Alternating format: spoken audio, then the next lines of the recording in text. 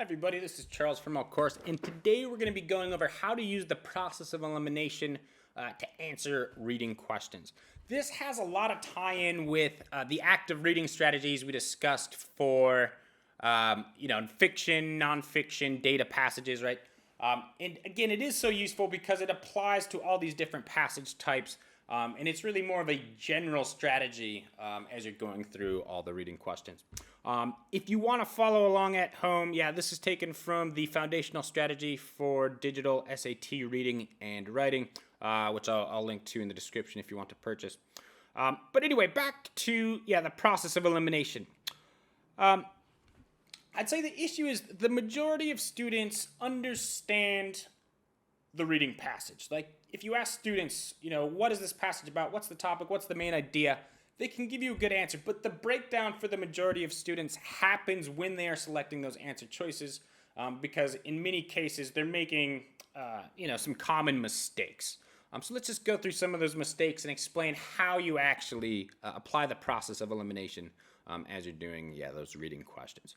So the first thing, do not look for information in the answer choice, right? The information is in the passage.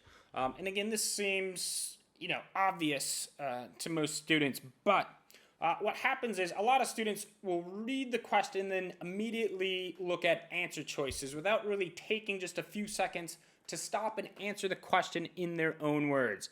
What happens then is, they might see a few words in an answer choice that they think relates to the larger idea of a passage or the topic of a passage, and then they will choose that answer choice without really considering the larger idea. And so this relates to the next issue here, which is there is not a perfect answer on any multiple choice test, right? There's just one that's better than the rest. You should really think of correct answer choices as being not incorrect. They are imperfect approximations of information. And again, that is why you're using the process of elimination. You're not really looking for the correct answer. You're looking for incorrect answers that you can eliminate, and then you narrow it down till you get to the choice that you think is the least bad, or again, not incorrect. That ties in again with our next point here, which is you need to consider the whole answer choice, not just certain words. As I referenced in our first point about not looking for information in the answer choices, answer choices are really designed to confuse you, right? So when the people that, create the test or, creating versions of the test are writing those incorrect answer choices, they're designing those in a way that's meant to confuse you. So they'll take maybe pieces of information or keywords from the text, and they will include those into, incorrect answer choices. But just, keep in mind, answer choices are designed to confuse. You need to think about the larger idea, not the words used. And a lot of times, correct answers will be phrased in ways that are more general, using different vocabulary that maybe doesn't appear in the actual text. And that, again, is why it's really important that you think about the ideas, not just certain words. Connected to that, and this applies mostly to main idea questions, but to some extent also, detailed questions. But the more general the answer, the better.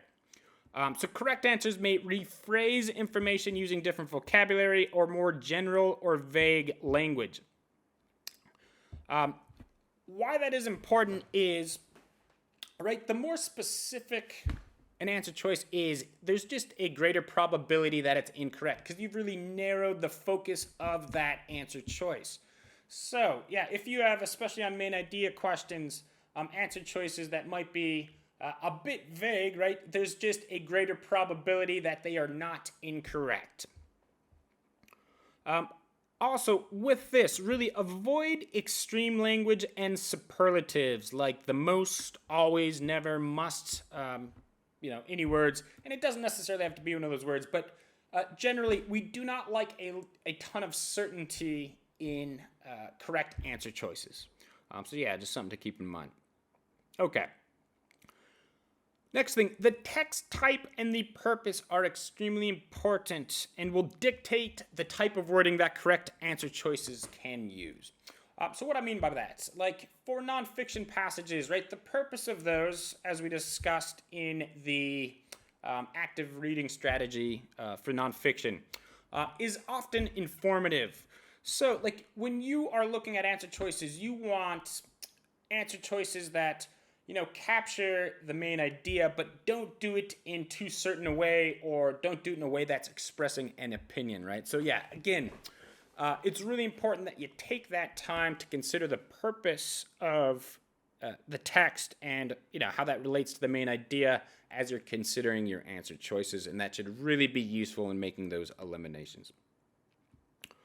Okay, connected to that, and closely connected to that, is the verbs or the verb phrases in answer choices are extremely important.